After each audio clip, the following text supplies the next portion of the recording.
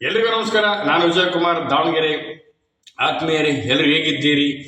ನಾನು ಚೆನ್ನಾಗಿದ್ದೀನಿ, ನೀವೆಲ್ಲರೂ ಚೆನ್ನಾಗಿದ್ದೀರಿ ಅಂತ ಅಂದ್ಕೊಂಡಿದ್ದೀನಿ. ಆತ್ಮೀಯರೇ, ಇವತ್ತು ನಾನು ಮಾತಾಡಲಿಕ್ಕೆ ಹೊರಟಿರ್ತಕ್ಕಂಥ ವಿಚಾರ ಏನಪ್ಪ ಅಂತಂದರೆ, ಇಡೀ ಕರ್ನಾಟಕದಲ್ಲಿಯೇ ಅತಿ ಹೆಚ್ಚು ಟ್ರೋಲ್ ಆಗ್ತಾ ಇರ್ತಕ್ಕಂಥ ವ್ಯಕ್ತಿ ಯಾರಪ್ಪ ಅಂತಂದರೆ, ನಮ್ಮೆಲ್ಲರ ನೆಚ್ಚಿನ ಧೀಮಂತ ವಕೀಲರಾದಂಥ ಲಾಯರ್ ಜಗದೀಶ್ ರವರು.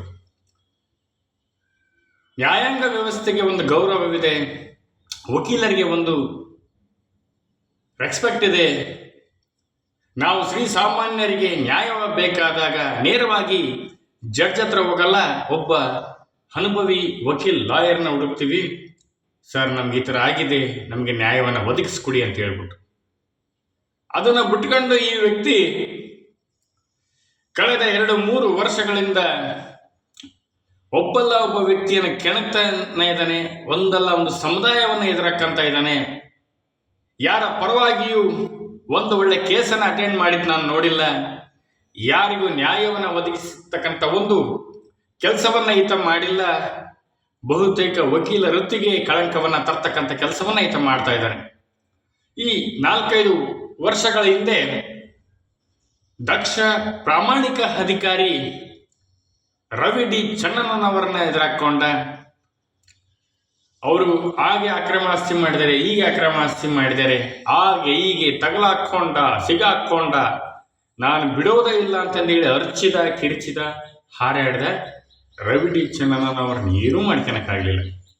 ತದನಂತರ ಚಾಲೆಂಜಿಂಗ್ ಸ್ಟಾರ್ ದರ್ಶನ್ ರವರು ರೇಣುಕಾಸ್ವಾಮಿ ಕೊಲೆ ಕೇಸ್ನಲ್ಲಿ ಒಳಗಿದ್ದಾಗ ನಾನು ಕೇಸನ್ನು ಅಟೆಂಡ್ ಮಾಡ್ತೀನಿ, ಲಾಯರ್ ದರ್ಶನ್ ರವ್ರನ್ನ ಹೊರಗೆ ತರ್ತೀನಿ ಅಂತಂದೇಳಿ ಬಿಗ್ ಬಾಸ್ ಹೋಗಿ ಅಲ್ಲಿ ಕೂಡ ಗಬ್ಬೆಬ್ಬಿಸಿ ಎಲ್ಲರ ಕೂಟ ಚೀತು ಅನ್ಸ್ಕೊಂಡ. ತದನಂತರ ಕೊಡಿಗೆಹಳ್ಳಿನಲ್ಲಿ ಯಾರನ್ನೋ ಒಬ್ಬ ದಾರಿ ಕಾರ್ ಡ್ರೈವರ್ನ ತಡವಿ ನಾಯಿ ಥರ ಒಡಿಸ್ಕೊಂಡು ಚೀತು ಅನ್ಸ್ಕೊಂಡು ಮುಖಾಮೂತಿ ಹರಿಸ್ಕೊಂಡು 3 ತಿಂಗಳ ಕಾಲ ಜೈಲಲ್ಲಿದ್ದು ಬಂದ. ಇಷ್ಟಾದರೂ ಅರಿವಾಗತಕ್ಕಂಥ ವ್ಯಕ್ತಿ ಇವತ್ತು ನಮ್ಮ ಬಡಪಾಯಿ ಬೆಂಗಳೂರಿನ ಆಟೋ ಡ್ರೈವರ್ಗಳನ್ನ ಎದುರಾಕೊಂಡಿದ್ದಾನೆ. ಅವರೆಲ್ಲರನ್ನ ಮಾಫಿಯಾಗಳಂತಿದ್ದಾನೆ. ನಿಮ್ಮ ಎಲ್ಲ ಅನಧಿಕೃತ ಆಟೋಗಳ ಲೈಸೆನ್ಸನ್ನು ರದ್ದು ಮಾಡ್ತೀನಿ ಅಂತ ಹೇಳ್ತಿದ್ದಾನೆ. ಈ ರೀತಿಯಾಗಿ ಒಂದಲ್ಲ ಒಂದು ಕಿರಿಕನ್ನ, ಖ್ಯಾತಿಯನ್ನ ಮಾಡಿಕೊಳ್ತಾ ಹೋಗ್ತಕ್ಕಂಥ ಈ ಲಾಯರ್ ಜಗದೀಶ್ ರವರ ಮೇಲೆ ಕಾನೂನಿನ ಅಡಿಯಲ್ಲಿ ಕಠಿಣ ಕ್ರಮದ ಅವಶ್ಯಕತೆ ಖಂಡಿತ ಇದೆ. ಮತ್ತು ಈತನಿಗೆ ಬುದ್ಧಿಭ್ರಮಣೆ ಆಗಿರುವ ವಿಚಾರದಲ್ಲಿ 2 ಮಾತಿಲ್ಲ. ಲಾಯರ್ ಜಗದೀಶ್ ಅವರೇ, ನಿಮಗೆ ಆರೋಗ್ಯ ಸರಿ ಇಲ್ಲ ಅಂತಂದು ಹೇಳ್ರಿ, ನಮ್ಮ ಬೆಂಗಳೂರಿನಲ್ಲಿರೋ ಆಟೋ ಡ್ರೈವರ್ಸ್ 2 ರೂಪಾಯಿ ದುಡ್ಡು ಕೊಟ್ಟರೆ 18ರಿಂದ 20 ಲಕ್ಷ ಆಟೋ ಇದ್ದಾವೆ, ನಿಮ್ಮನ್ನು ಕರ್ಕೊಂಡೋಗಿ ಒಂದು ಒಳ್ಳೆ ಹಾಸ್ಪಿಟ್ಲಿಗೆ ತೋರಿಸ್ತಾರೆ. ನೀವು ದೊಡ್ಡ ದೊಡ್ಡ ಕಳ್ಳರನ್ನ, ಸುಳ್ಳರನ್ನ, ದರೋಡೆಕೋರನ್ನ ಬೇಕಾದ್ರೆ ನೀವು ಪ್ರಶ್ನೆ ಮಾಡಿರಿ. ಬಡಪಾಯಿ ಆಟೋ ಡ್ರೈವರ್ಸ್ಗಳು ಎಲ್ಲಿದ್ದನೋ ಇಡೀ ಕರ್ನಾಟಕದಾದ್ಯಂತ ಬೆಂಗಳೂರಿನ ಮೂಲ ನಿವಾಸಿಗಳು ಸೇರಿದಂತೆ ಲಕ್ಷಾಂತರ ಜನ ಬೆಂಗಳೂರಿನಲ್ಲಿ ಬದುಕನ್ನು ಕಟ್ಟಿಕೊಳ್ತಿದ್ದಾರೆ, ಅವರ ಜೀವನವನ್ನು ಹಸನ ಮಾಡಿಕೊಳ್ತಾ ಇದ್ದಾರೆ. ಅದರಲ್ಲಿ 100ಕ್ಕೆ ಎಲ್ಲವೂ 5-10% ಡ್ರೈವರ್ಸ್ ಸರಿ ಇಲ್ಲ ಅನ್ಕೋಬಹುದು. ಆದರೆ 100ಕ್ಕೆ 100 ಎಲ್ಲರನ್ನೂ ಕೂಡ ನೀವು ಜರಿತಾ ಇದ್ದೀರಾ. ನೀವು ಮಾತಾಡ್ತಕ್ಕಂಥ ಭಾಷೆ ಏನು, ನೀನು ಬಳಸ್ತಕ್ಕಂಥ ಮಾತುಗಳೇನು? ಲೋ ಆಟೋ ಡ್ರೈವರ್ಗಳ, ಎಲ್ಲಿದ್ದನೋ ಬಂದಿರ, ನಿಮ್ಮನ್ನೆಲ್ಲ ಒಳಗಾಕ್ಸ್ತೀನಿ, ಸೀಸ್ ಮಾಡಿಸ್ತೀನಿ, ನಿನ್ನ ಕಾಲಿ ಏನು ಕಿತ್ಕೊಳಕ್ಕಾಗತ್ತಲ್ಲ? ಲಾಯರ್ ಜಗ್ಗ, ಏನು ಕಿತ್ಕೊಳಕ್ಕಾಗತ್ತೆ ನಿನಗೆ? ಡ್ರೈವರ್ಗಳಿಗೆ ಮಾತಾಡ್ತೀಯ, ಆಟೋ ಡ್ರೈವರ್ಗಳಿಗೆ ಮಾತಾಡ್ತೀಯ, ದಕ್ಷ ಅಧಿಕಾರಿಗಳನ್ನ ಕ್ವಶನ್ ಮಾಡ್ತೀಯ. ಫಸ್ಟ್ ಆಫ್ ಆಲ್ ನೀನು ಸಾಚಾನ ಅದನ್ನ ಹೊರಬಿಟ್ಗ. ಇದೇ ರೀತಿ ಮುಂದುವರೆದ್ರೆ ಕೊಡಿಗೆಗಳಲ್ಲಿ ಸರ್ರಿಗೆ ಒಬ್ಬ ತದುಕಿದ ಮೂಗು ಮುಚ್ಚಿನವರೆಂಗೆ ನಮ್ಮ ಆಟೋ ಡ್ರೈವರ್ಗಳನ್ನ ತಡಬಾಡಯ್ಯ. ಅವರ ಜೀವನಕ್ಕೆ, ಅವರ ಬದುಕಿಗೆ, ಅವರ ಸಂಸಾರಕ್ಕೆ ನೀನು ಕೊಳ್ಳಿರ್ತಕ್ಕಂಥ ಕೆಲಸವನ್ನು ನೀನು ಮಾಡಬೇಡ. ಬಾಯಿ ಮುಚ್ಕೊಂಡು ನೀನು ಪಾಡಿ ನೀನು ಜೀವನ ಮಾಡು. ಬೇಕಾದಷ್ಟು ಆಸ್ತಿ ಐತಿ, ನೀನೇನು ಬಡವನೇನಲ್ಲ. ಬಡವರ ಹೊಟ್ಟೆ ಮೇಲೆ ಒಳ್ಳೆ ಕೆಲಸ ಮಾಡಬೇಡ. ಬಿಗ್ ಬಾಸ್ಗೆ ಹೋದೆ, ಆ ಒಬ್ಬ ಕುರಿಗಾಯಿ ನಿಮ್ಮಂಥವ್ರನ್ನ ಮುಂದೆ ಇಟ್ಕೊಂಡು ಗೆದ್ದೋದ. ಅಲ್ಲೂ ನಿನ್ನ ವ್ಯಕ್ತಿತ್ವ, ನಿನ್ನ ಒಂದು ಗುಣ ನಿನಗೆ ಅರಿವಾಗಲಿಲ್ಲ. ಹಿಂಗೆ ಸುಮ್ಮನೆ ಜನಗಳ ಕುಟಗೆ ಚೀತು ಅನ್ಸ್ಕೊಂತಿದ್ಯಾ. ನೀನು ಮಾತಾಡಿರ್ತಕ್ಕಂಥ ವಿಡಿಯೋವನ್ನು ಸಂಪೂರ್ಣವಾಗಿ ನೋಡಿದೆ, ಅದರಲ್ಲಿ ಬರ್ತಕ್ಕಂಥ ಕಾಮೆಂಟ್ಗಳನ್ನ ನಾನು ನೋಡಿದೆ. ಒಂದು ಕಾಮೆಂಟ್ ನಿನ್ನ ಪರವಾಗಿಲ್ಲ, ಎಲ್ಲರೂ ಚೀತು ಹಾಗೆ ಹೀಗೆ ಹೋಗಲು ಬಾರಲು ಅಂತಿದ್ದಾರೆ.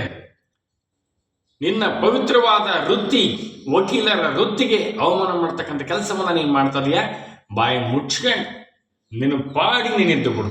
ಬೇಕಾದಷ್ಟು ಆಸ್ತಿ ಐತಿ, ಮುದ್ದಾದ ಮಾಡಿದ ಮಕ್ಕಳು ಇರ್ಬೋದು ನಿನಗೆ. ಅವರೆಲ್ಲರನ್ನು ಸುಭಿಕ್ಷವಾಗಿ ನೋಡ್ಕೊಂತ ಚಂದವಾಗಿ ಒಳ್ಳೆ ರೀತಿಯಲ್ಲಿ ಜೀವನ ಮಾಡು. ಲಕ್ಷಾಂತರ ಕೋಟ್ಯಾಂತರ ಜನಗಳು ಚೀತು ಅಂತ ಉಳಿದ್ರೂ ಮಾನ ಮರ್ಯಾದೆ ಬಿಟ್ಟು ಅಂತರ ವರ್ತನೆ ಮಾಡ್ತೀಯಲ್ಲ ಲಾಯರ್ ಜಗದೀಶ್. ಖಂಡಿತ ನೀನು ಆ ಒಂದು ಲಾಯರ್ ಕೆಲಸಕ್ಕೆ, ಪವಿತ್ರವಾದ ವೃತ್ತಿಗೆ ಕಳಂಕ ತರತಕ್ಕಂಥ ಕೆಲಸವನ್ನು ಮಾಡಬೇಡ್ರಿ.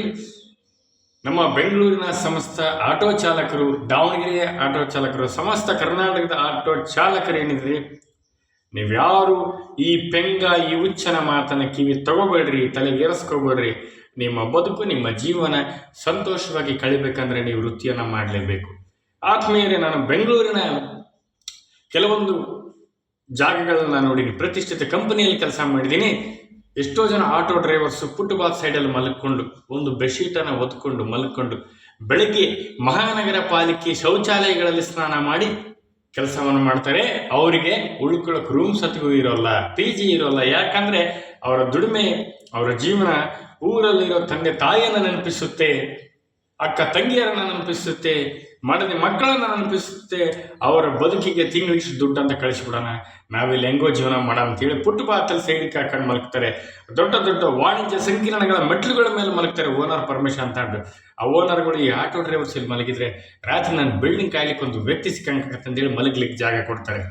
ಈ ರೀತಿಯಾಗಿ ಆಟೋದವರ ಬದುಕು, ಆಟೋದವರ ಜೀವನ ಇರುತ್ತೆ. ಯಾರು ಇಲ್ಲಿಗಾಲ್ ಏನು ಇರ್ತಾರೆ ಅವರು ಸ್ವಲ್ಪ ಮಟ್ಟಿಗೆ ಇದ್ದಾರೆ, ಇಲ್ಲ ಅಂತಲ್ಲ, ಸ್ವಲ್ಪ ಮಟ್ಟಿಗೆ ಇದ್ದಾರೆ. ಆದರೆ ಎಲ್ಲ ಆಟೋ ಡ್ರೈವರ್ಸ್ಗಳು ಆ ಥರ ಇಲ್ಲ ಅಂತ ಹೇಳ್ತೀನಿ. ಈ ಹುಚ್ಚ, ಈ ಪೆಂಗನ ಮಾತುಗಳನ್ನು ಮನಸ್ಸಿಗೆ ತಗೋಬೇಡ್ರಿ ಅಂತೇಳಿ ಸಮಸ್ತ ಆಟೋ ಚಾಲಕರಲ್ಲಿ ನಾನು ಮನವಿ ಮಾಡಿಕೊಳ್ತೇನೆ. ಎಲ್ರಿಗೂ ನಮಸ್ಕಾರ. ವಿಜಯ್ ಕುಮಾರ್, ದಾವಣಗೆರೆ.